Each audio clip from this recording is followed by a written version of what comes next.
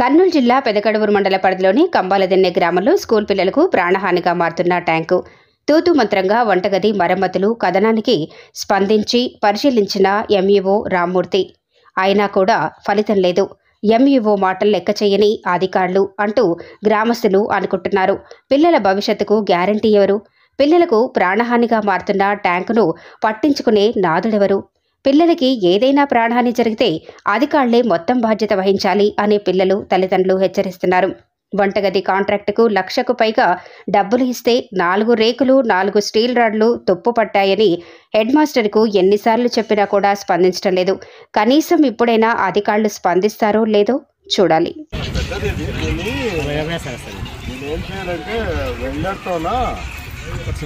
వెల్డర్తోనా cut చేపించేస్తే పైన ఉన్నాయి కదా, అవన్నీ పైన ఏవైతే తిన్నాయో అవన్నీ వెల్డింగ్తో కట్ చేపించేస్తే పోతాయి. అదొకటి. లేదంటే కన్నా మనకి సెంటరింగ్ క్యాండిడేట్ ఉంటాడు కదా, ఆ సెంటరింగ్ క్యాండిడేట్తో కంప్లీట్గా బెండ్ చేయించేయాలి. అట్లానే వేరే ఆప్షన్ లేదు.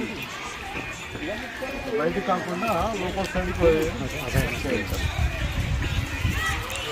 ఇది వచ్చి మనకి సెక్షన్ వచ్చి ఆర్డబ్ల్యూఎస్ వాళ్ళు సెక్షన్ లేదా ఎంపీడీఓ వాళ్ళు దీన్ని చొరవ తీసుకోవాలా. వాళ్ళు తీసుకుంటేనే ఇది పోతుంది. ఎందుకంటే సర్పంచ్, ఎంపీడీఓ, ఆర్డబ్ల్యూఎస్ వాళ్ళు కలిసి దీనికి ఏదో పరిష్కారం చేయాలి.